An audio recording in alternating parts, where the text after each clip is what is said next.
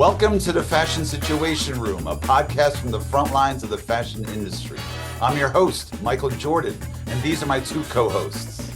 Hello, I'm Britta Cabanos. And hey there, I'm Peter McLaughlin.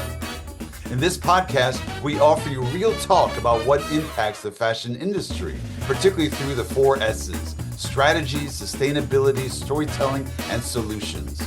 With our finger on the pulse of the most meaningful business trends, which we'll also bring to life with impactful guests along the way, we aim to provide you with actionable insights that will benefit you. Thank you for joining us. Let's jump in. Welcome back to the Fashion Situation Room, a podcast from the front lines of the fashion industry. I'm your host, Michael Jordan, here with my co-hosts, Britta Cabanos and Peter McLaughlin. Hey, friends. Hey, how are you? Today, we're diving into a topic that will shape the future of fashion itself. And it's one that's dear to all three of our hearts: fashion education. Because right now, the classroom is a battleground of ideas. On one side, you have tradition, craft, heritage, and the fundamentals of design. On the other, disruption, AI-generated fashion, digital garments, and entirely new business models. At the same time, a new generation of students is demanding something more. Not just creativity, but responsibility around sustainability, ethics, and impact. So the question is no longer just how do we design?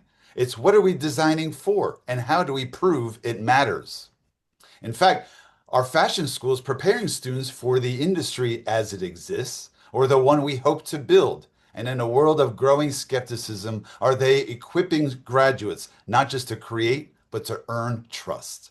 To help us answer these questions, we'll soon be joined by a professor from one of the world's leading fashion institutions, the Parsons School of Design here in New York. But first, let's hear from my two colleagues. Not to ask them about their own fashion education ages ago, because that may be a bit outdated, but both of whom have experience as educators within fashion education itself. Britta, as founder of the Conscious Fashion Design Academy in Portland, is a thought leader on the front lines of conscious fashion education, while Peter, creative designer, Peter, taught fashion design at the Art Institute and has guest taught and lectured at both Kent State and FIT, the Fashion Institute of Technology, also here in New York. And while pursuing his sustainability degree at Harvard, Peter was a teaching assistant in Harvard's sustainable fashion class. Peter, let's start with you. What were your most striking observations and lessons learned from your recent experience inside the classroom? And of course, I was joking. Feel free to compare with your own education. Well, one of the things that I find teaching, particularly whenever I was at the Art Institute, which they don't no longer have a campus here in New York. But what I really realized is because of the cost of education, like students aren't students anymore, they're customers. And so in what they want to get what they're paying for. And so ultimately they're trying to pay not just for their education, but they want A's. So if they aren't getting what they are, paying for, then they'll come up and they'll be like, why aren't I getting, why was this not? And it turns into this huge big dialogue and argument back and forth. Even recently, to be honest, Harvard has come out and said that they are going to reduce the amount of A's that they're given. So it seems strange that it's not necessarily about people learning, or it's about if the work that they're producing is worthy of an A. It comes down to they want their GPA to be high. And at the same time, I can understand where students are coming from because they're going into a lot of debt to try and build this career. So they want to leave college in the best footing, so that whenever they apply for internships or jobs, they can say, I have so many A's, my GPA is this, because it's all so competitive. So it's interesting to both, but it's very different from whenever I went to college, because whenever I went to college in Belfast, in the UK, we didn't, student loans were just coming in and education was free. Just a quick question about that, because back when I was at university, frankly, it didn't matter whether you got an A. I studied journalism. What mattered more was your portfolio. And so I'm Yeah. wondering here, you're talking about A's, and I'm wondering if fashion is somehow similar. If you've got a rockin' portfolio, right? Isn't that more important that, oh, but they graduate with a B average versus an A, that Yeah. sort of thing.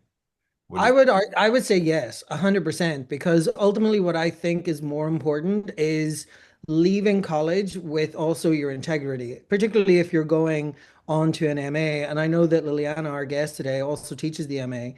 And so being able to go and leave college and with your integrity going, this is who I am as a designer, can be way more important than just because ultimately any kind of art is very subjective. So while professors and teachers can sort of help you with technique and learning and expand your learning and vision, you still need to come with your own personality. And sometimes uh, if professors aren't necessarily ready for that, it can be uh, uh, contentious.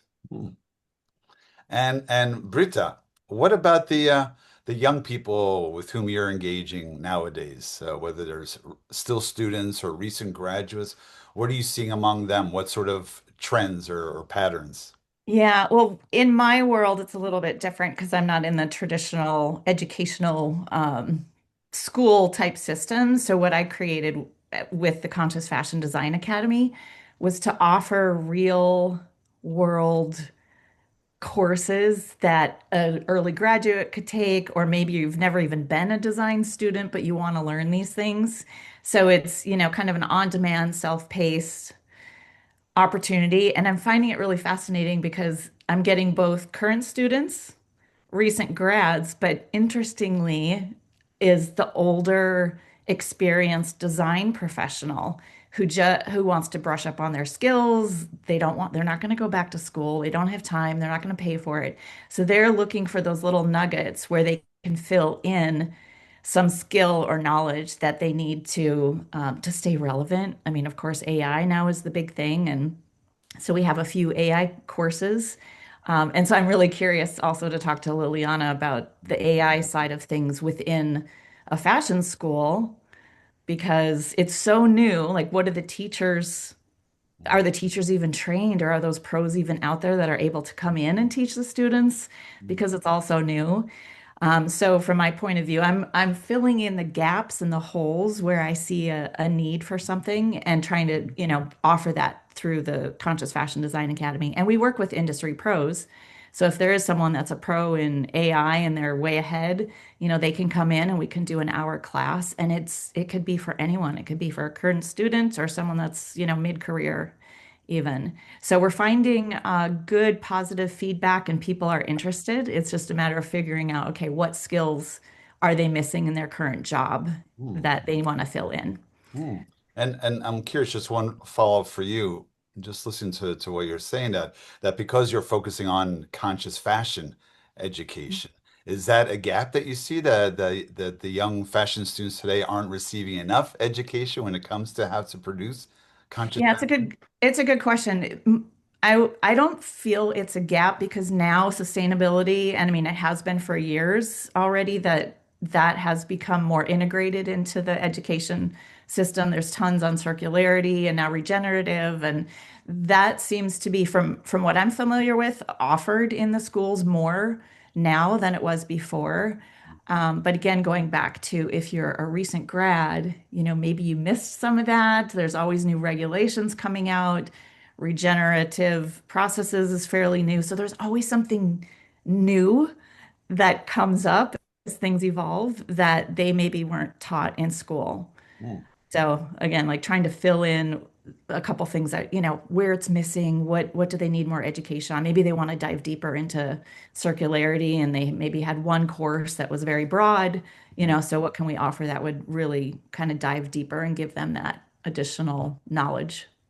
Great. Okay, so that sets the stage, especially since both of you alluded to our guest. Who's this mystery guest? You both referred to Liliana. I should have mentioned her by name to begin with, but Liliana, would you please join the podcast? So let me introduce Lilia Sanguino. She is a Colombian British educator, Colombian born, researcher, designer whose work focuses on decolonial pedagogy, intercultural learning, and community-based knowledge production. That's a mouthful, but we'll ask her to explain that in a bit. She's an associate professor of fashion design and social justice at Parsons School of Design, which is now part of the new school, which I must tell you that I graduate from the new school. So it's dear to my heart, graduating with a degree in international affairs. But she also serves there, Liliana also serves there as the Donna Karan director of the MFA Fashion Design and Society program. She's currently completing a practice-based PhD at the Glasgow School of Art, centered on Milones de Maneras, a long-term, forgive my Spanish pronunciation, a long-term collaborative research project developed with artisan communities in Colombia, including the Ambera Chami trans women artisans. So, Right. Liliana, thank you so much for joining us. Let me just mention to the crowd too.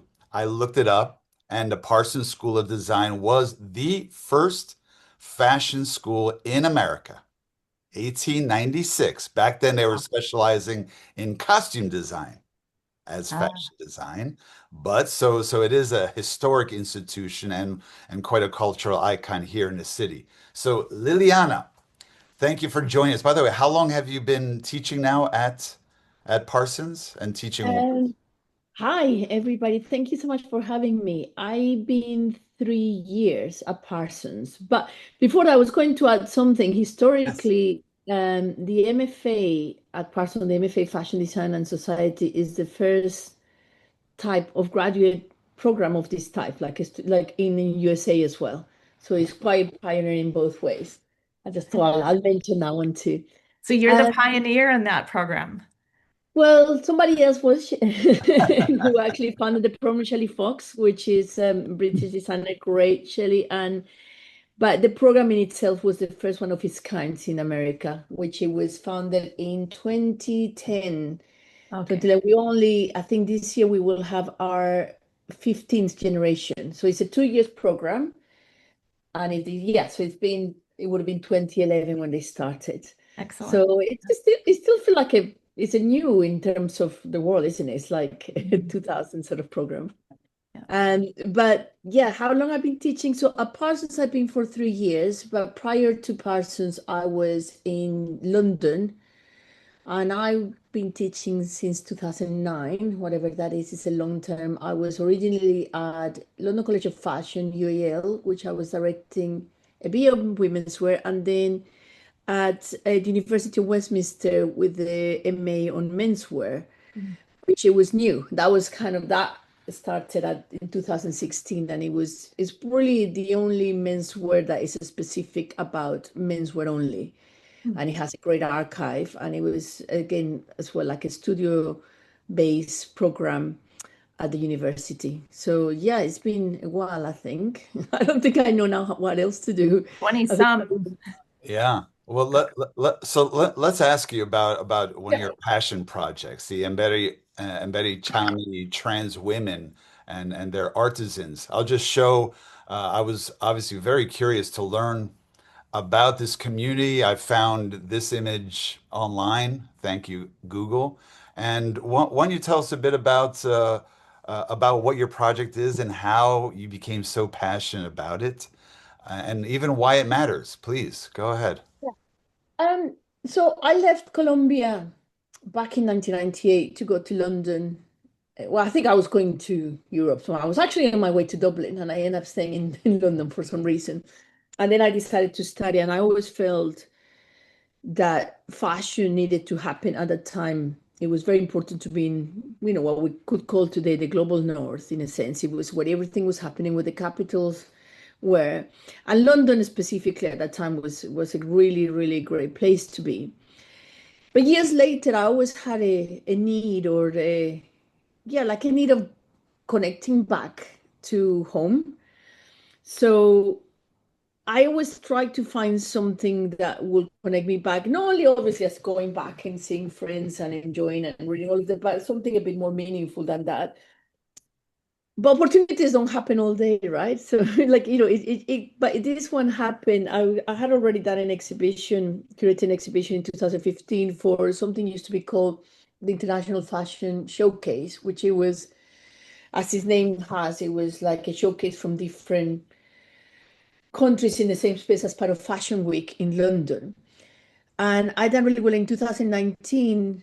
I was kind of invited again to do it, but this time we were looking for one sort of designer that was like in a residence. It was like a bigger program, and besides the exhibition, there was a residence attached to it. So I set up to look for, I mean, for me, that was a really good question. What is it at home that there's no somewhere else? And what is different, and how can I compete in this world? And also need to be attached to and research. And through many, many people or designers and great things I saw, I met with Laura Lawrence, who is a designer based in Bogota, and she was just starting to work. And I remember when she wrote me that I'm starting to work with this trans indigenous community that part of the Emberachami near Antioquia, Medellin. And that just sounded like so impossible to say no in a way, because there was, I mean, this was the part is like, okay, this is really exciting. This is something that is new. This is something that being in London, it doesn't exist. Europe doesn't have that. So straight away, there was an excitement to really be part of it and to curate the exhibition and the residents around this collaboration. At that time, I went in very organically. I think there was no expectation of anything else more than just that specific exhibition. And I also, was something that I kind of realized at the time, I realize even more now, is that when I left Colombia, I knew there were this Colombia is very diverse, and it has a lot of indigenous, different type of people all around different geography. But when I grew up, and I would say we didn't, I didn't know it was nobody, there was no representation either. You knew if you were to a certain area that you would buy something, but you would not necessarily understand them as part of the society. And I would say it's only until 1991 in the Constitution of Colombia that the indigenous become citizens. So, by the time I left 98, we haven't met anybody. There was nobody representing either on TV or government or any other form. So for me, it was a new process. What I have realized it happened is also I learned more about them than the other way around. I think it became a proper knowledge exchange. I had never met. They are one of the Emberas, are one of the biggest indigenous groups in Colombia and Panama. Emberachami means from the mountains, so some of them are from the mountain, and there's a big population. And I had never in my life even met one or thought or knew the name. So this is 2019 and I'm 2018 when we're preparing, and I just the first time I hear this. So the same way I just went and researched, and it was kind of, it's sort of a little bit embarrassing sometimes in the sense that you don't know these things, but also being in education for me means that you're always learning something, right? Like at any time, there's always a possibility of learning. So there we go. We went into this project. The interesting thing was Laura was using them as she was sort of asking them to do certain jobs with their technique. The technique was a beading. I think the technique you'll see in different places is a weave that you put a bead through it, and you could do different patterns in different colors. So she was doing her own patterns, and they were doing it. And I thought that was great. There's a financial aid to the community, but I was more interested in breaking that hierarchy and see what happens if you actually can put everybody in the same model, like break that kind of model and decided that everybody can actually give something at the outcome. So aesthetically and with the hierarchies or everybody different positions. So that was what the exhibition was about. It was about experimenting on a space that was flexible where everybody could put their own thing. Can I just interject one thing? I'm curious because it'd be one thing if you were focusing on the work of the Mberi Chami people themselves, but you're focusing on the trans women within that community. So I'm wondering, just for some context, what sort of since I've never been to Colombia, not yet, but what sort of marginalization or discrimination do they even face as a community? Just Yeah, some context the there. I mean, it's quite interesting because the marginalization is really high, more in that we understand in different countries. Even though since 2015, Colombia has become a little bit more liberal in the sense of, gay marriage adoptions, they were legal, but there's still discrimination is really high. And I think if you have somebody who's from an indigenous place and also they are trans, is actually a massive problem. But what it was interesting in this case, so the Embera, they all have different reserves, right? And each reserve has a different government itself too. So the government that they were under the reserve government they have, which is called Kalmatarrua, their reserve, they were accepted as trans. And actually, when we made it, they would call themselves gay. There was no understanding of maybe more than they were gay in that sense.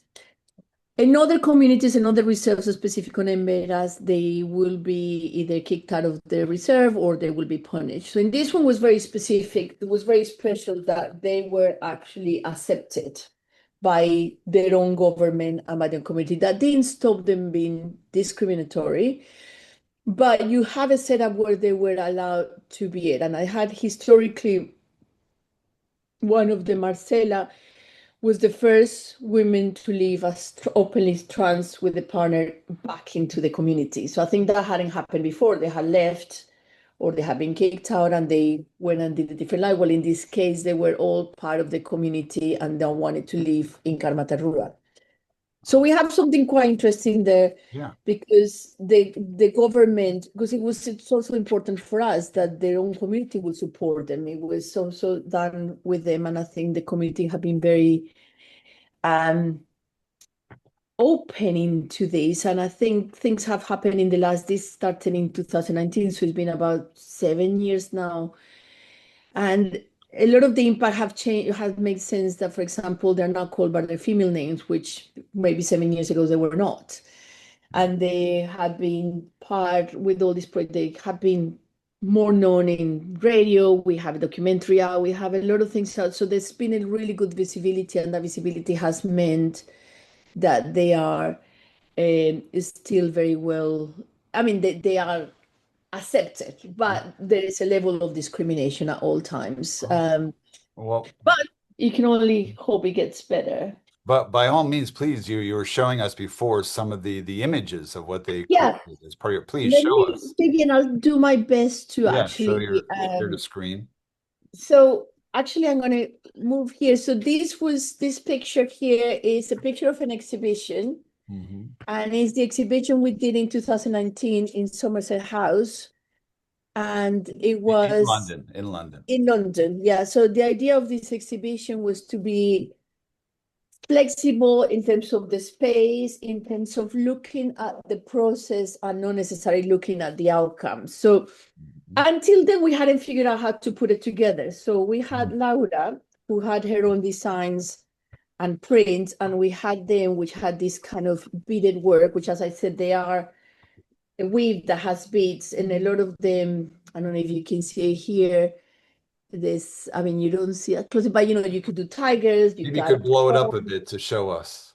let me see if I Do can. is it the more that they focus on just accessories? Because like for those who are just listening, there are like capes, there's belts, there's like all various multicolored beaded accessories which are beautiful. Yeah, I think when we Yeah. got there, at this point of the starting point, what they've been doing, and I think a lot of people around the world do, is they do souvenirs, right? You do the necklace, you do the bracelet, you do maybe belts. I mean, the one with the rainbow, that was kind of something we're doing at the time, but you'll see flowers.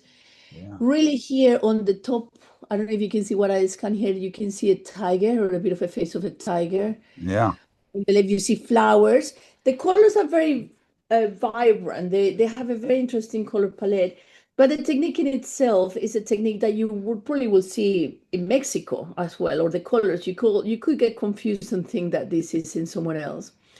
Liliana, Indeed, do you have, sorry for interrupting, do you have like yeah, a website so that yes, therefore anyone I who do. is listening can Yeah. then go and view either the items or potentially buy something?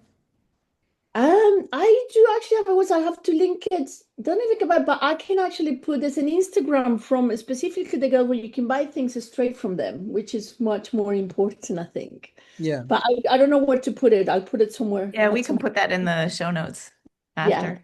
that's Great. brilliant. Thank you so much. That would be Great. amazing. So Uh, what I Good go on. thinking, Peter. Yeah. Oh yeah, of course, because I mean it's very beautiful and Yeah. colorful. Yeah. And I like how has working with them influenced how you teach at Parsons and for American students? Especially given that you also focus on social justice, right? Yeah, I I think it informs it. It's like everything I do, something with them informs. It's both ways. It's always like, as I said, it's always a process of learning, relearning, unlearning, and taking everything and taking it back. I think what has been really good with them is also it's about instruction. So I was going to say, I have a picture here on the left, which it was one. What we did on that exhibition was to ensemble looks. And the only way we could sample it was taking all the necklaces and belts and everything we found and do these armors on top of the garments. So on the, but the most important part as well of the exhibition, it was for us to bring them, and we managed. Our budget was quite tight, but we managed to bring. There was not only about problem with budget, but we also needed to do IDs, passport, visas to London at the time from um, these women who had none, didn't have anything before. So we managed to get two of them, and on the left is Gina. And Gina, we got them to have, yeah, it was a long process. We have to have the ID, then we have to do the Colombian passport, then we had to do the visa for UK, and we managed to bring two of them, Gina and Rooks. So this was at Somerset House in London, and that's the left Cool. picture. I think um, what informs to me, so I'm just going to go into one picture here on the left, which are really the same technique, but used to make photos. In the pandemic, I'll skip forward a bit. So in the pandemic, the girls, I think everybody suffered, and the business that they had was either to do things with Laura orders were closing down, and also they had a little place on the roads. Nobody was on the road. So we started to do these pictures of copying pictures of characters who behave majestically but never had a crown, and it was called No Corona, as in no corona, because it was in the pandemic. So we started with Divine and Whitney Houston and Judy Garland and Amy Winehouse and Harry and Meghan. So we started to do this series. And I think on the left here, you see the technique of the same way back copying the pictures. So one of the interesting With things, beads again for the listeners. This is also oh these are yeah, beaded photos. yeah, they're like beaded photos. Yeah, that's exactly what it is. It's Uh-huh. beaded photos. The beads they like to use normally they're check beads, quite funnily enough. I think they always is the good quality. And I think the check beads are actually now the Mhm. monopoly of the world in terms of the little plastic bead that that comes in all the colors. Um, I think when they want something more fancy, but they're really tiny, there's a Miyuki bead that exists, which is tiny, and you do the same thing and it becomes a really beautiful textile. Mm. And when they need to then for money will be a Venezuelan bead. That part is cheaper than the Czech bead. But it's really interesting, is the Czech bead that takes over the whole, when you see this everywhere else, is a Czech bead. When you say Czech, you mean from the Czech Republic, from Czechia, Yes. Yes. Central. Which is a really interesting, that's another story we can talk another day about colonization, because it's how the glass beads that used to be Murano and how Czech Republic became the next, beaded places. And that's why the Czech beads are really, really important. Mm. So what it was really interesting here, going back to Peter's question, it was that we have to give him instruction. There was a better instruction, which is teaching, isn't it? It's like, how do we get this shape done and how do I give you enough freedom? So I was sending them photos and they needed to copy them. I think they became really good in their own sources to find an app that they could convert the photos into dots. I think it was called Mm. Raspberry. I don't know if it still exists. So they had a telephone and they converted it. So when they get a photo on the dots, they could count the dots and just make the photos into beads, Mm. which it was quite funny. But this was as the pandemic kept going, we ended up doing the same series 3 times. So we did this series, then we did it again, and then we did it again. And they were like, can we do something different? I was, I don't know what else to do, as the pandemic was going on. And we just never did what we were supposed to do with them. But those 39 pieces end up being around. But a curator in Colombia, a curator from Maria Williams, who's amazing, she picked it up. There was the first exhibition of indigenous representation in Colombia. There was none before. So she put this piece as part, like she picked, there's about 16 of them, I think. She put them all in the exhibition. And the museum, which is the funded by the Bank of the Republic Bank, so the government bank, bought 16 of these pieces as well. And I love to say that they actually love the three Megans and Harrys. I mean, the thing that they collected, it was crazy. It was like, you got all the Megans and Harrys, and you got all these really strange pieces that we actually had done before. So in I terms like the of, whatever happened to Baby Jane photo. I think that's it's so particularly amazing. good. I think one of them went to them. I can't remember. I have a repertoire where you actually see them, and you could see with these photos as well that some of them have better hands than the other ones. Yeah. So when they were doing it, they do as a group. So the one with the Happy Baby Jane has shadows, and then you have another one that is more plain, like Divine, but it still works. So Yeah. you can see different hands. But in terms of the instructions, or like same with the students, it's almost how do you give them something? No instructions to do something. How do you give them I don't know, a trigger or a prompt so there's something happens. So I think it's always been kind of embedding my education and so on. Mhm. Oh, Um, that's great. Mhm. Liliana, can I ask though, whenever, so for the students that we in, in America, what do you think therefore of the education that is happening now? In the sense of, do you think that there, for all of the many, like there's so many like fashion colleges and courses these days, do you think that there is enough jobs to sustain all of these courses and for the students, that are graduating? Yeah, let's how about you remove the yeah, images, stop the yeah. sharing, and let's dive into the fashion education Ooh. today. You know what? At the moment, that's a very hard question because my answer will be I don't know if it's not because there's not enough jobs or there's a crisis on education and specifically on fashion. I think Mm. right now, the schools closing, like here in America, in UK, there have been fashion departments that are closing. And I don't know if is this mirroring what the industry is doing, or is actually, or we overdid it. I can't, or it just happened, Mm. or it's a choice. If the universities are choosing to do other careers that, I think, um, who are, when you were kind of coming in talking about, when people choose what to study, it's all this funding. The funding has gone to a different fields. Arts and design and culture has been so left out of fund. And the students in themselves, they're probably choosing that. So when you don't have funding and the students maybe are worried about jobs in the future, or what I think you were saying, no, Peter, about this story with the A's, it's almost like, well, why don't you choose something different then for now and don't do this? So I think I do not know if the answer is there's not enough jobs, but there's definitely a crisis somehow, and I don't know where What exactly. Yeah, I was going to ask, like, what do you see that crisis is? Only because, like, for example, whenever I was TA for the sustainable fashion course at Harvard, they've closed that now. And it's very surprising because they consistently, the classes were full. Like, you don't even get a TA unless you have a minimum of 20 students. And so ever since it was started, it has been going from strength to strength. And we educated like undergrads, graduates, and even those who were doing non-credit. So we would have, like 20, 25 students per class. So even though it was popular, it also got closed. So where do you think the crisis is coming from? I like to know more because I kind of, but I do feel it's probably executive decision, like it's decision from the top rather than seeing in a different way or pushing it. It feels like somebody's coming and looking at numbers or deciding to bet on things, right? And sadly, that's the one that gets affected.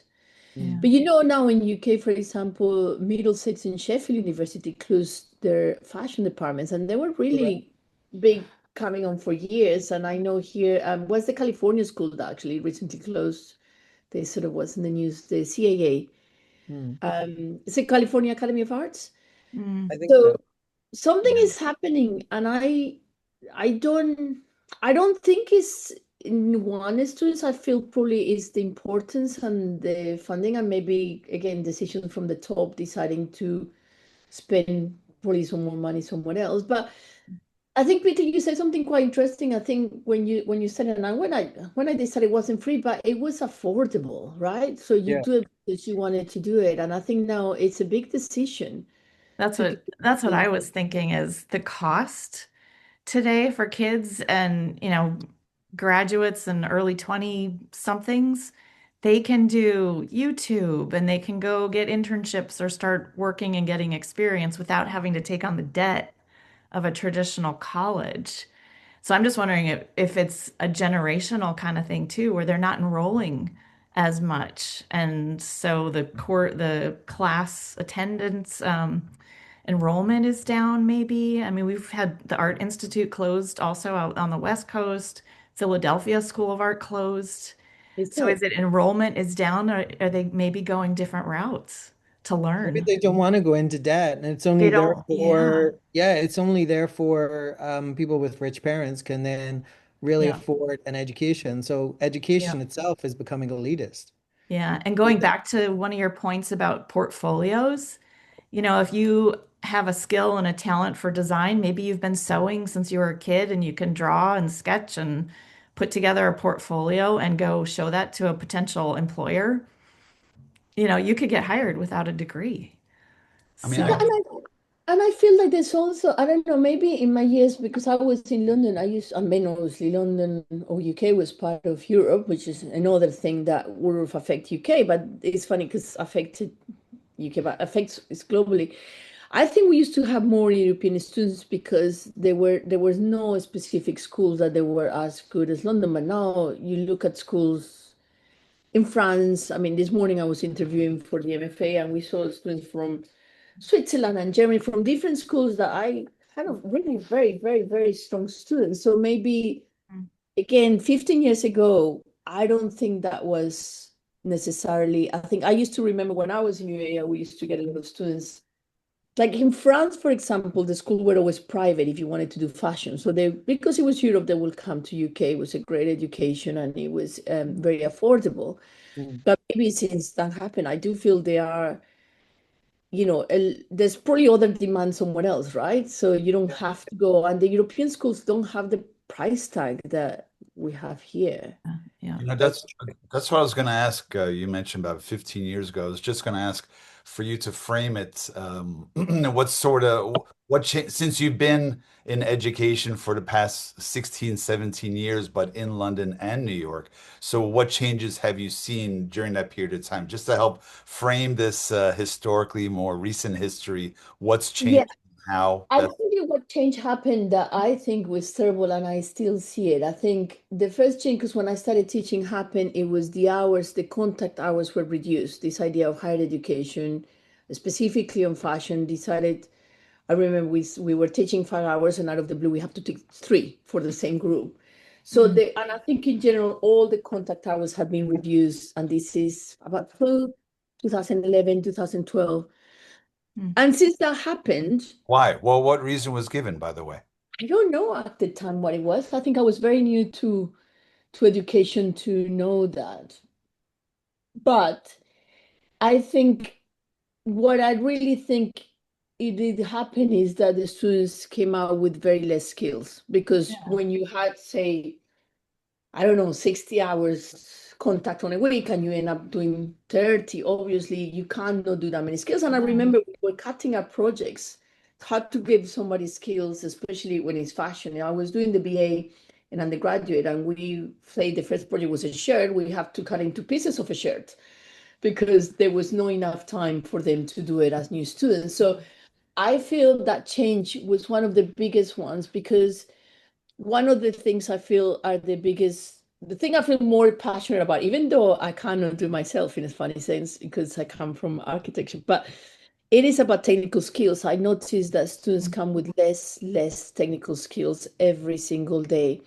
That plus then the pandemic and this idea of getting online a lot, and a lot of schools thinking, I think there was a lot of feeling, not only because of pandemic, but even before, some schools decided to go digital. Let's do everything digital. We have now all these things. I think what it had affected is technical skills. So I really appreciate technical skills, and I think on the MFA we can't prescribe them again, but to find ways to support that. I do find when we interview students is that technical skills is one of the weaknesses, and I don't think it's their fault. I think is the way. I mean, how can you pack the whole of fashion in 3 years? Give a Yeah. couple more examples. Like what kind of technical skills are we talking about to bring that to life? What are they? Um, okay, so in a BA, and I remember now the kind of thing in a BA, you normally want the student to learn the principles. They know how to do a shirt, they know how to do a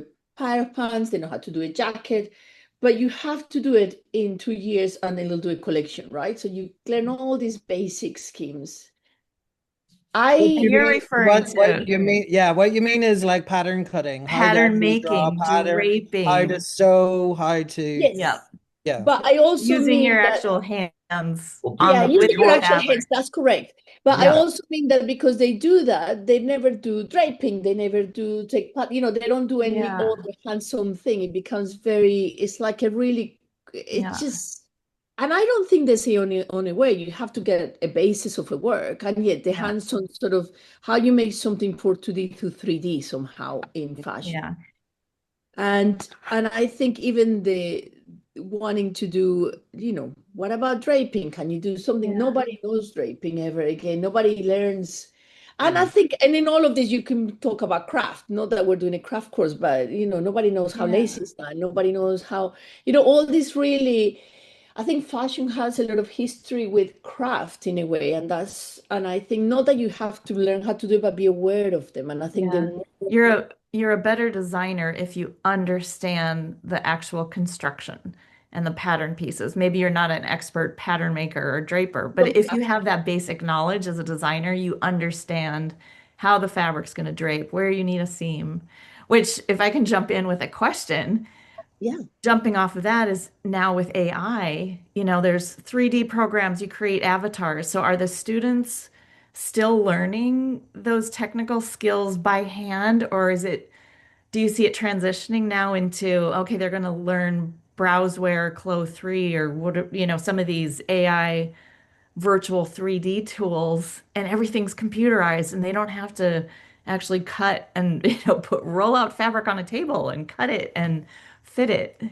Yeah, I actually, my belief, I'm actually quite fond of all of those things, but I see them as tools. I don't see Mhm. them as replacements. So it's the same thing when we used to draw by pencil and somebody came, oh, you can do it in a computer. So my training was architecture. So I drew all of my years by hand with the pens, Yeah. and I would buy a box of pens. And then somehow you're in CAD and you can actually pick the thick of your line. The Yep. principle is the same.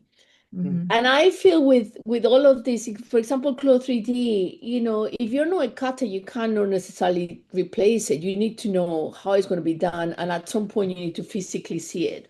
Right. We are at the MFA, we're very analog in that sense. And I think most of the industry still works on, like, they all work on studios, on the paper, on the Oh, fabric. good. Yeah. And I think I know, for example, people use Clo 3D really well, but they already know how to cut really well. So they use it almost more sustainable. They don't have, maybe they cuts their time when it cuts the amount of toiling they have to do. Yeah. And it's a tool into It's a their tool. Yeah. toolbox instead of the only thing. Yeah, I think it's a toolbox, and I think sometimes some students that I get, they get really excited and they print something on Clo 3D and they bring it and then put it together and it doesn't fit. And they're like, okay. But you Yeah. have, so it kind of, I think you will have to do both in that case. Yeah. So I feel very excited about it, but I don't think it overtakes. I think you really have to realize that it is a tool. It's the same thing that I draw by Yeah. pencil or you draw by Mm. a Actually, brush, it's just Yeah. how to To use learn them. how And to draw. actually, Yeah. Liliana, I appreciate storytelling. So actually, can you think of an example, a specific example of a student who had a brilliant idea on the screen, then tried to put it together, it didn't fit, and then what happened? What happened with that student? Did they realize, oh, I need to fill the gap and learn how to work with my hands? Or did they say, well, then I'll just become a digital designer? no, I mean, if they're with me, they have to be hands-on. I think there's no other way. But a really good example, I'm talking about AI. I had a student who did this. I actually quite like AI because AI, it's about the research. Again, it's another tool. If you tell AI, give me a house, it's going to give you whatever they find and the most search place. But if I say, well, I want a house that looks like Ricardo Bofill in Barcelona in 1997, and I can give him more prompts, the outcome is going to be more what I want. So it means that I have to have better research. And I believe everything is about research. Mm. So the more research I have with it, I use AI, it will be great. So I had this student who was very excited about AI, and she generated some images in AI that look, she was trying to do, she was a knitwear designer, she was doing these AI images, but the AI looks like very structured knitwear, which she couldn't achieve. She was like, she couldn't achieve because the knitwear on itself was floppy. And we went on back and forwards. And at the end, I think I like solving. It's about problem solving, right? Mm. So I think at the end we said, well, if you actually put this with sugar, then you're gonna have, this crochet that you're doing, we're gonna make it stiff, and now we can achieve that image.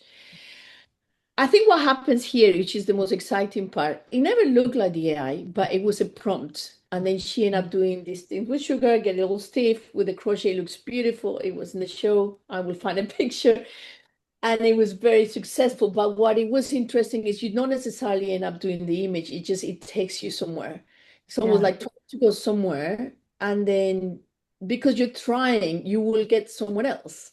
Yeah. It's And I think experimentation, which is an it interesting is. part of, it's kind of when you're talking about craft and art, there's a lot of experimentation that Mm. And goes happy into that. accident. So it's was just a different route of experimenting with that fiber, that And I think that's the material. harder thing with the students to do is to get to experiment where don't throw it away. It's like happy accidents, ugly Yeah, things, yeah, fail, exactly. errors. It's like, I mean, I always give this example because I did train as an architect. Architecture, which I do love, it was fantasy land. You never build a building, right? You just do a maquette and I did drawings and I tell you a space and I talk you how much beautiful it is and I will do a drawing, but it's never done. Yeah. Passion is you have to prove it to me in front of me, so it's one to one. The scale is one to one. And I think that's the difference. This kind of design, I think the same thing you were doing in car design, you're not necessarily building it straight away, right? Or a plain design. I think with fashion, it's so one to one, it has to be done then in front of you. So you need to really put your hands in and do it and prove it. Mhm. And it's the nicest thing because that experimentation bit that you're talking about is what it takes you somewhere.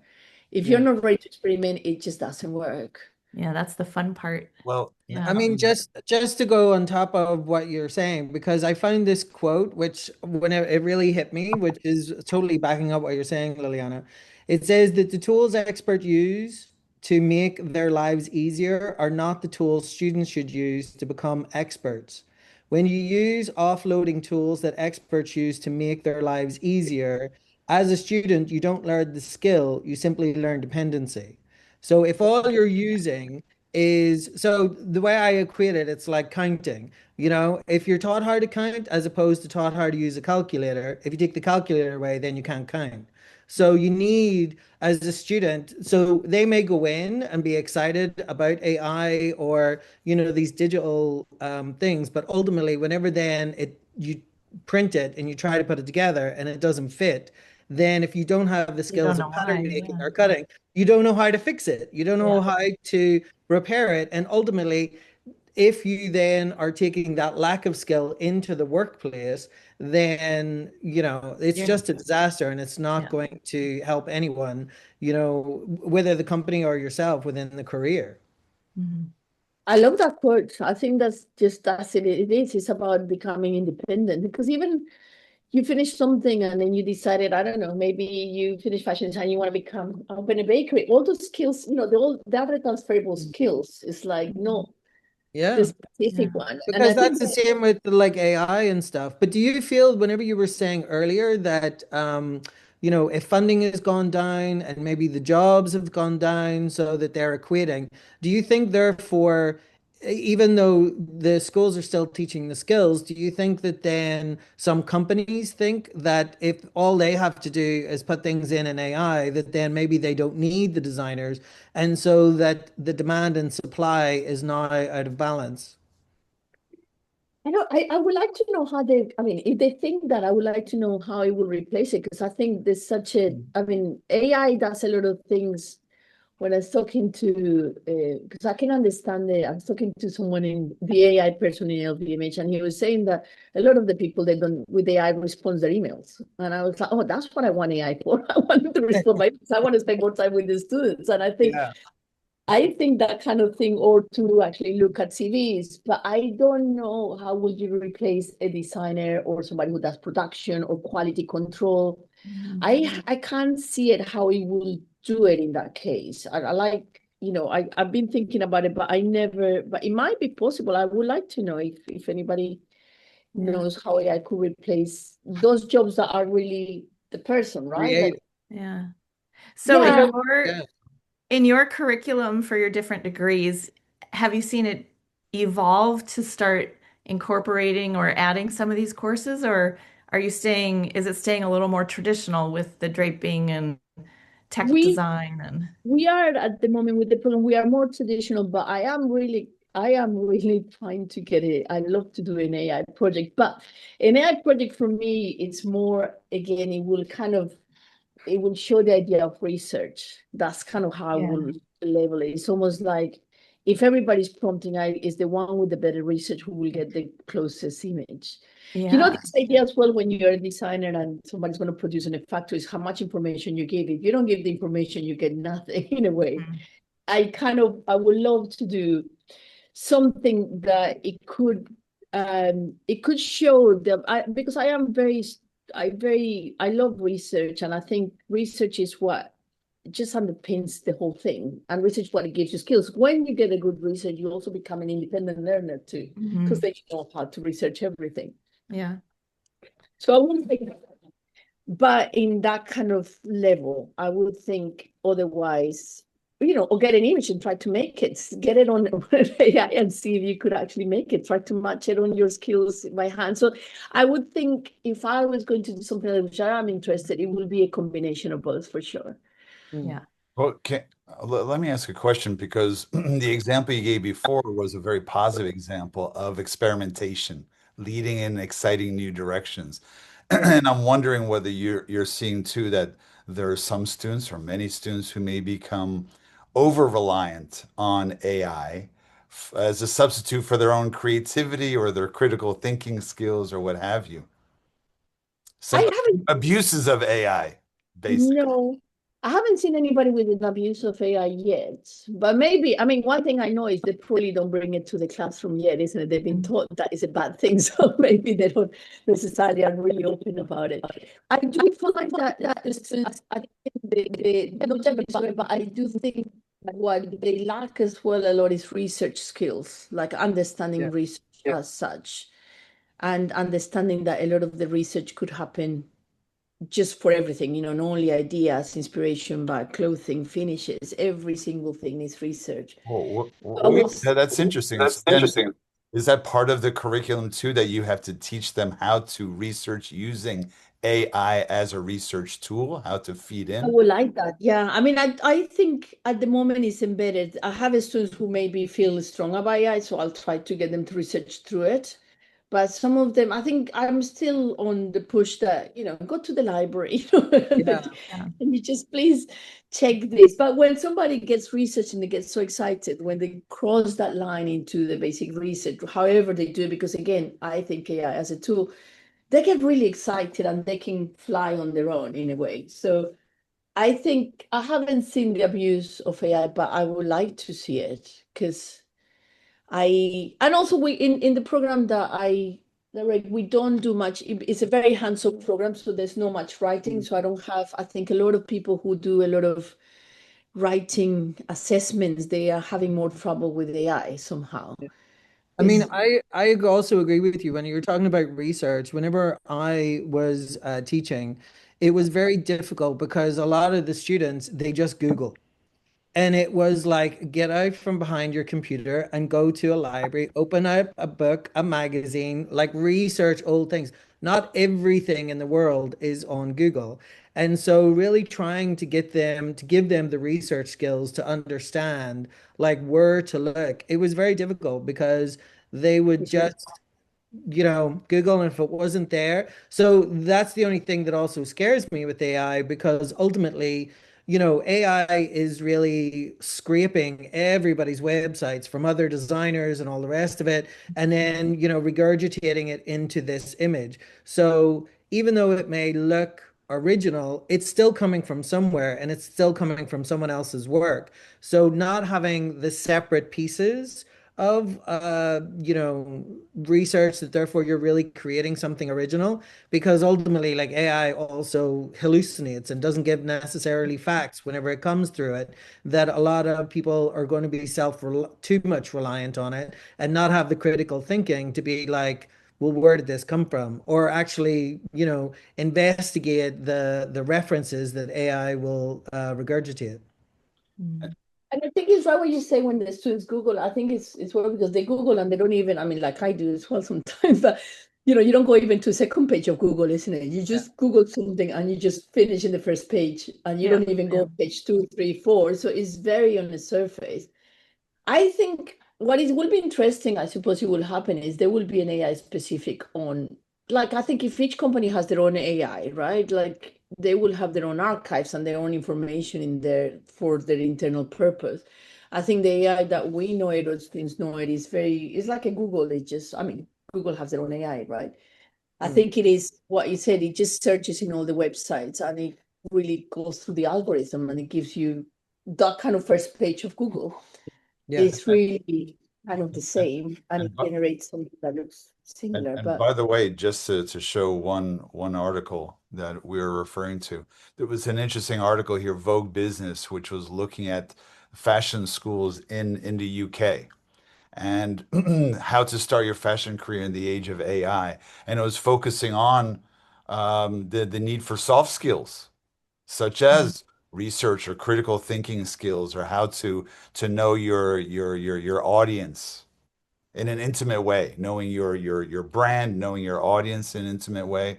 But it was talking about some of that push and pull between AI and how some students are aggressively anti-AI. They insist on doing it the old school way, whereas others may become a little too reliant on it. Mhm. It's a very long, very illuminating piece about AI, also the potential in future jobs, just the attitudes on students today regarding yeah, their attitude toward AI as a friend or foe kind of thing.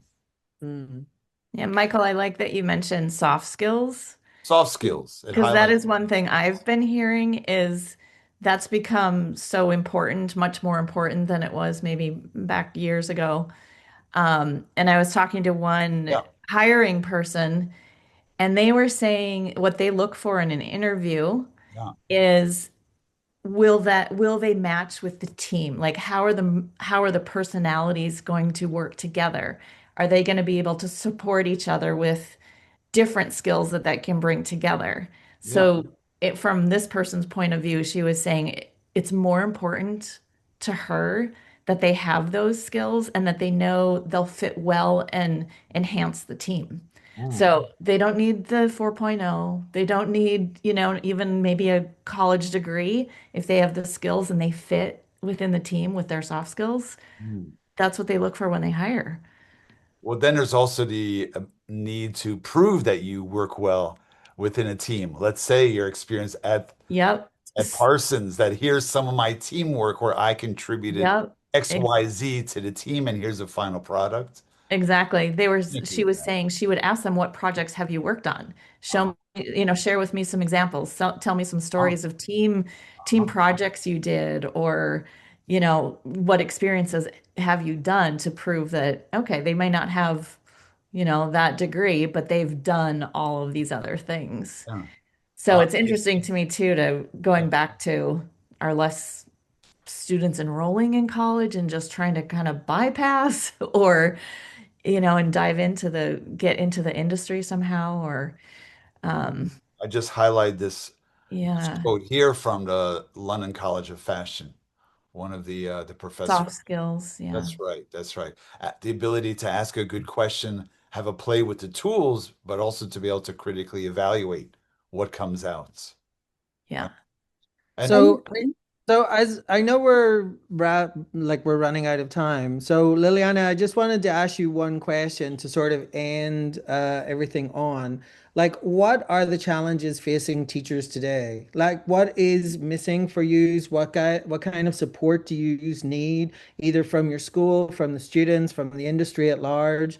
What do you feel is like missing on the courses that you would like to add, or, you know, because I know that a lot of teachers like do struggle, and a lot of the time, like teaching one course isn't enough, and there's this weird hierarchy that whoever's there longest gets to choose the course first. Well, that's the way it was in some of the places that I had in teaching.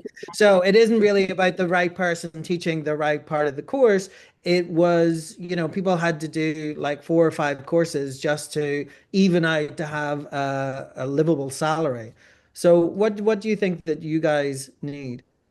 I think that's interesting because that's another situation, isn't it? When everybody gets the courses that they're teaching, and this, I actually find that very strange in the system because Yeah. that's completely different to what I know, that you get placed in the courses and there's no an overall sort of quality control because sometimes you're like, oh, I have this vision, and then I don't have the whole vision because maybe I have someone wanting to work differently. It wasn't my choice. Not in a bad way, it doesn't completely.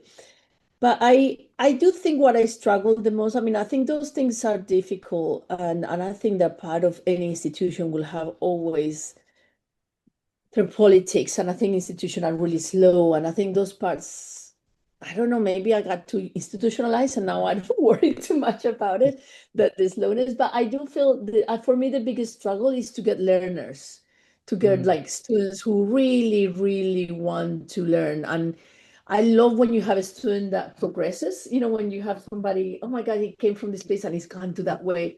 Mm. And I think it's somebody trying to push them to be more curious, to be more experimental, I think there's a lot of that, they're precious, isn't it? There's a resistance always. So someone like, you do this, it looks horrible. I don't mind. Let's do it again. And I think that's the part that I feel I struggle the most in terms of the teaching. I think at the moment, but again, I'm lucky. I have a studio-based program where I think one thing, Richard, you were saying, which is really nice, I think, is that they're all together.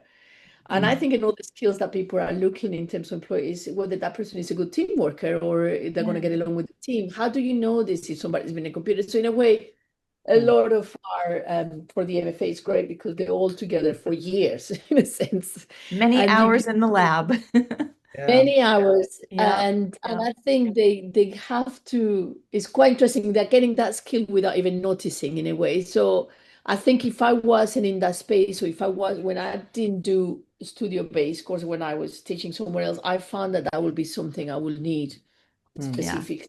I What do never you? would have been successful doing draping through Zoom or on my own at home. Like it was all of the people around me that, you're looking at each other's work, you're, sharing some tips and tricks, something's not working, you can ask your The teammate. joy of learning from an expert. Yeah, yeah, it's On that peer group learning. environment. Yeah.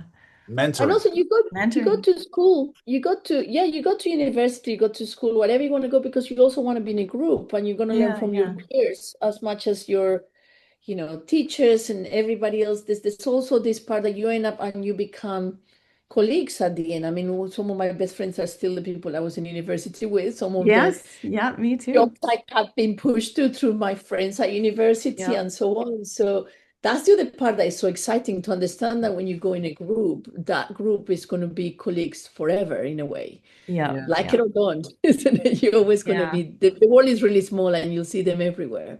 It's One of so So the true. Go Go ahead. ahead. Go ahead, I'm gonna Preeti. say I love research and I love learning. My father was a college professor, and so I just grew up around academia. So I always get excited about courses and schools and programs, and I'm always looking back or looking even now, maybe I'll get my master's. There's so many things that I'm so interested and so passionate about going to school for. Um, and when I was looking up in your profile, fashion design, you teach fashion design and social justice, which to me was a new thing. And I was always interested in ethical fashion and making a social impact. So I was excited when I saw this program entitled Social Justice. Yeah. So as a quick, my final wrap up question is, can you explain a little bit more of what exactly is taught, or what does that mean for the student, like as far as the program? Is it yeah, like what kind of I think courses does that include? And I mean, when on the MFA, because the students are doing their own trajectory, it's almost about what you're doing, but it's all about, I will word, again, I will change our word for responsibility, is whatever you're doing is to be responsible of what you're doing to, I like something, Peter, you said this at the beginning, I wrote it here, because it's something I talk, it's not about what is fashion, but who is fashion, who are we doing it for? So this yeah, idea of yeah. thinking of other people, thinking about the planet, and understanding that anything you do has an impact, whether it's little or small. So if I'm going to pick, like part of my research now, I decided I'm going to use rubber. And because it has a big element on, it has a history about genocide on in some indigenous communities in Amazon, but we're going to use natural rubber. And I think it's taking me years. I mean, it's quite nice to do this research. And sometimes with students, we want them to do this in a year. But at this stage, when I came along to that moment, and it's about the beats and how colonialism, and then what is the other material I'm going to use? And it has another meaning, but also perhaps I'm going to get it from smaller people. It's nice as well because sustainable. So the natural rubber comes from the trees Mhm. and they regenerate. So it's something that, they make the trees start to lick the A rubber rubber in a way. plant. Yeah. Yeah. And then when they do this scan, and at the end of it, finish, the tree regenerates. So Yeah. you're having some, so in a way, I'm kind of, that material for me has become I'm becoming a little bit obsessed. I don't know enough yet, but it's this idea of something that is sustainable, something that represents something that can talk about historically of a moment that was big, that was Yes. specific on the Amazon, the genocide. And again, another part that is maybe also talking about queer materials, and it kind of fits so perfectly into it. So I Queer feel that, materials? Did you say? yeah, like rubber, it's always a queer material, and it could be taken into that context. So in a Yeah. way, it started to become the perfect material I want to work with, but it's hitting all the notes. So I think in a way, for the students, or for my students, it's all about getting to that point where the decision that you make, it makes sense, and you're taking responsibility on accountancy for what you're doing. And if you Yeah. decided none of that, you still knew that you were doing it that way, I think. So Yeah. Domino it, effect. And yeah. yeah, it's Well, like what. it was very exciting to me to see that, because that was not taught, that wasn't offered when I did design school. There was no mention of the It end of was, life or what happens to that material. It was, we were preparing for production, learning how to mass produce. So none of that was even mentioned. but I think the world didn't even know about it. I mean, I Yeah. would say it's not Yeah. only that. I think this is a, I mean, I think the first part I heard about responsibility, I had somebody I work with, and she works a lot with prisons in UK with women, and she's setting up this kind of um, tailoring sort of places in the prison to, habilitate them, and they go out and they get jobs. And she was the first person, and I remember when she started doing it, this is 15 years ago, but she was talking about responsibility. She felt there was a responsibility to society. And I think she will frame it that way. And it became really just because I think we kind of know, but we didn't know it. You know what I mean? I think Yeah. You're nobody, like, what do you mean? it's Yeah, really sad. And I think, but, Yeah. because my granddad, environmental social responsibility is also really interesting because it's, again, anytime there's an oil plant or there is a landfill, it's always placed beside local, like poor communities, usually people of color. It's never in the rich areas. It's never like, and then so of course the off-gassing and all the rest of it, everyone around it gets sick. So that is also a real thing. Particularly, there's a whole area in Philadelphia that's like that.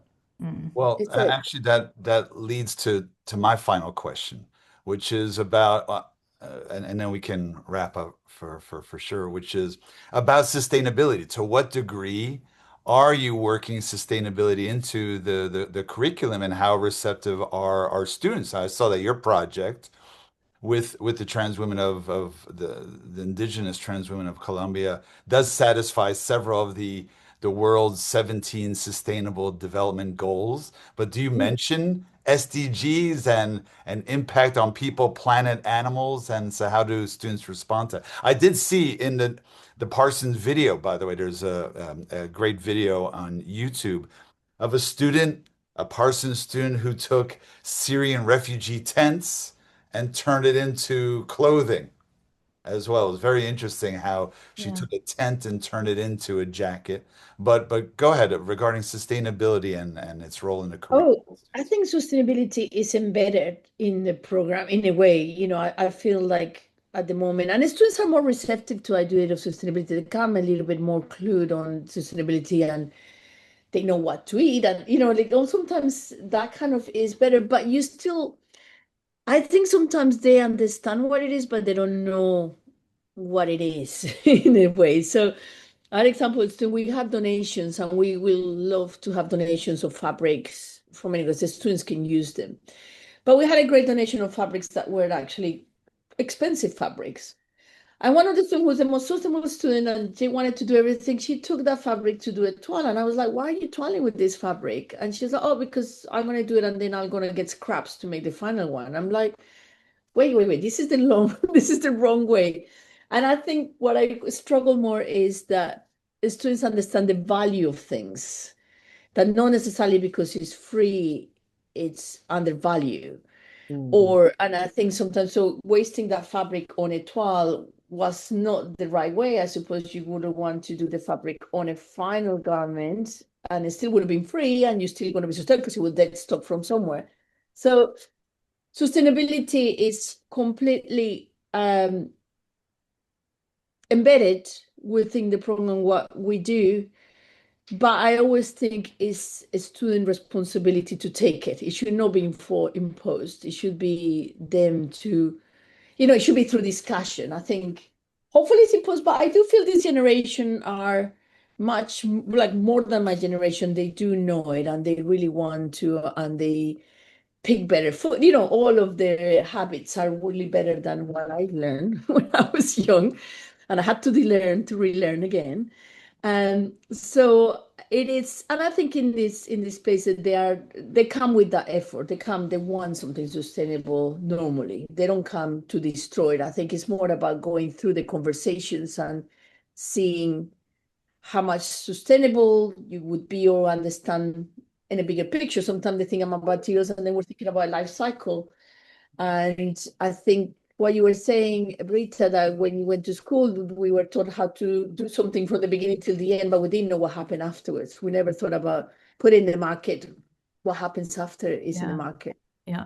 But is there a disconnect between that and getting a job in a company? Like whenever you were saying even about the education and on being able to experiment and things like that, yet or being taught about sustainability and sustainable construction and minimizing waste, etc. But then whenever you go into a job and the company doesn't have anything about sustainability or doesn't allow a student to experiment because they just want bestsellers and to rehash what they've done before, how does education really, because it's a balance of preparing, people for the working environment, but at the same time establishing them and their skills. Yeah, I think it's preparing them, but also preparing them for a change, right? You also want to Mm. create leaders that Picking up perhaps learning. they will become somewhere. I also feel the other way around. Sometimes companies are more sustainable, maybe they're not sustainable specific, but they have budgets, right? So they will say we can only use this and they like which is sustainable and maybe within the budget. So I think students go to the jobs and maybe they won't like it and they leave it, they know what they want. But ideally, it's not only prepare them for a job, also prepare them to take over because they're going to be the leaders of tomorrow, right? They might not start to be leaders straight away, but if they can do something in the future, what would they do within the company that they want to work with? Um, Great so point. I don't think there's a disconnection yet. I think but also one thing I found with the students sometimes is I think they're more professional in the professional space than in the education space. And I wish they were more professional in the education space Mhm. because we will have a right picture. Like they'll be on time for an interview. They don't come on time on the class. Yeah. This little We treat it like a job. Well, really like a job will be better. Yeah. But Yeah. there's so much wish list I can go for. But as we wrap up, any final words from Liliana or Britta or Peter? Well, Or I any do. advice for the future Yeah. student? That's what I was just going to ask. Like, we try to wrap up with a call to action. So for listeners that maybe are thinking about school or in school, any advice on actions they can take to either get into a program or I don't know, any advice for kind of on the education student side of things? I think my advice always to student who wants to do it is just be open-minded and go for it. It's almost we're not looking for the best designer yet because that's what you're coming to study. We're looking for the best student that potentially could be the best designer, the best worker, the best everything.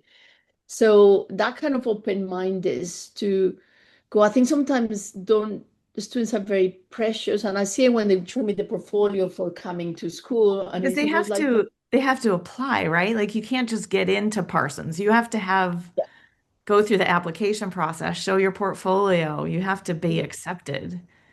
and I think sometimes people are precious about it, and they say, "Oh, I need more time," and they leave it, they let it go. Yeah. I think maybe be more risky and find a way to show um, just that you're a good student somehow. I mean, there's other things you can do. And you were saying, have an internship when somebody has had an internship and they work for different people, oh my God, this person is very independent, self-directed. They want it really badly. I think I'm not actually sure that you really want it badly. I think learn about it. I do think sometimes students who want to do fashion who do not know enough about fashion it's a little bit like, well, do we need to, you're not coming to learn it, just get really into it. That Yeah. would be my advice for students, but apply, you don't have anything to lose by applying. You learn also in the process of application. And I will say something, when I applied for my MA, I failed the first time miserably. I didn't get any offer. I mean, I was coming from architecture, applied for MAs, BAs, everything, and all of them turned me down. So I got myself together, and you know why? Because I didn't know what a portfolio was.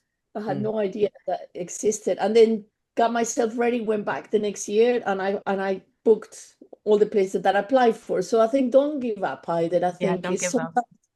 Yeah. it's maybe it's not the right moment, maybe I understand. Well, in that case, I had no idea what a portfolio was. I was coming from Colombia, don't even had no Yeah.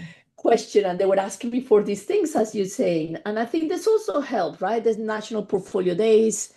There is even contacting me. I'll do sometimes portfolio before people apply, and I'll do sessions online, sometimes in person. I like seeing students before, so this also kind of helped to get it done too. Mhm. So that would If be what I said. if I may, before we hear from Britta and Peter, just because it follows up on what Liliana just said, my call to action would be, since I have kids of my own, also I would say pursue your passion. If you feel passion, then absolutely don't be discouraged by whatever trends you're seeing, because those ultimately that rise to the top, I think, are those who are driven by their own passion, their desire to do it. On the other hand, you mentioned portfolio. To me, I also see that as your own communications, building your own brand. Mhm. So you need this sort of evidence to prove your passion, to prove your teamwork, to prove your vision or the story behind your creation. So this is also your own need for strategic communications, building your brand, whether it's your own website or LinkedIn platform to create your online portfolio of your Mhm. work is also essential, I believe. Mhm. For sure. Go Agree. ahead, Britta, Peter, anything else that you'd like to add? I would just add that, you can graduate and get a job, and you may not get in a job that's your ideal role. Jobs are paid education. So you keep learning on the job, and then you can always, still continue with additional classes, or, you're going to go on a journey. And all of those experiences on the job are education. Because I work with a lot of emerging designers, and they think they can just dive into business and want to have their own collection right away without even ever being in the industry. Like, work in the industry first. Get as much education as you can, get a job, let them train you, learn from them, and then after some experience, then, decide where you want to go. So, Great. Peter, anything? Yeah, mine would be like I know a lot of people who girls in particular who like fashion, and then whenever they go in to study, then they realize actually what they like is shopping. And that fashion and design is two different things. So maybe they can be a buyer and things like that. So it's more about researching exactly because there's many different jobs. Designer is the one that's known, but there's merchandising, buyers. Like it's very varied. The other thing I would also say is that what I've found the difference between working in Europe as opposed to America is that Europe is much more open to your portfolio. Whereas America is not. America, I find, is much because it's more commercial based, it is more reliant on your resume. So if you work at Tommy Hilfiger, then you can do Ralph Lauren, or if you're at Aeropostale, then you could do American Eagle, or they look for the exact same product, and then people assume that that's who you are, and that's what your aesthetic is. So it would be very jarring if you bring then a portfolio and be like, it's all open Alexander McQueen kind of thing.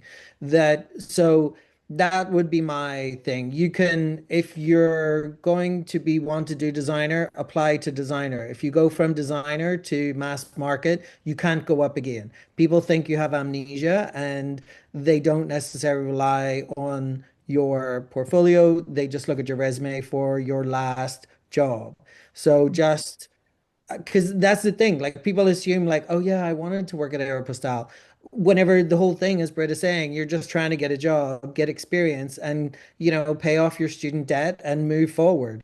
So sometimes you just have to pick the first one that's there. But if you're able to be strategic and want to be somewhere within your career, my suggestion would be like go for that. Great. One last thing. I should have done this at the very beginning, but I did find a couple photos. Here is the new school, by the love way. it. And wait, one more, then to show oh, there's also, can you see this photo? A different Not photo. yet. No, not No. yet. Hold on. Then there's this is the this is Parsons. Can you see Parsons here? Yep, the Parsons Yeah. building. Yes. And then Yep. one last one we have of where we all heard Liliana speak. Hold on. Oh shoot. Wait. Wait for it. Wait Was for it. was at Britta's event Ah, yes. during New York I Fashion love Week. that. Yeah. I shot this photo from the crowd, but this was a panel with several fashion educators. So this was great that we were Even though we able look to. very angry, though. No, But very serious. It's impassioned, not right? reflection of the night. And They were and glued to your words. And Yeah. on that note, Liliana, thank you very much for joining us. I think this is the beginning of a conversation because I think in the future we'd like to have more discussions about indigenous artisans in Yeah. Africa and elsewhere as well. Talking, of course, we'll talk about AI in the future, sustainability issues, and job hunting, the job market, that sort of thing. So for our listeners and viewers. If you like what you heard or what you watched, please do subscribe, give us a like, send us comments and questions regarding potential future episodes or any questions that you'd like us to tackle. Okay. Thank you very much. And Thank you, until the everyone. next Thank you, time. So much Liliana. for Thank having you, me. Liliana, for joining us. Love Good to Bye. see you. Bye Bye-bye. bye. that's it for today's episode of The Fashion Situation Room. Thanks for spending time with us on the front lines of fashion. If you found value in this conversation, please subscribe, share, and leave a review. It helps us bring more meaningful voices to the table. And what call to action did you take? Let us know in the comments. See you next time. Bye. Bye.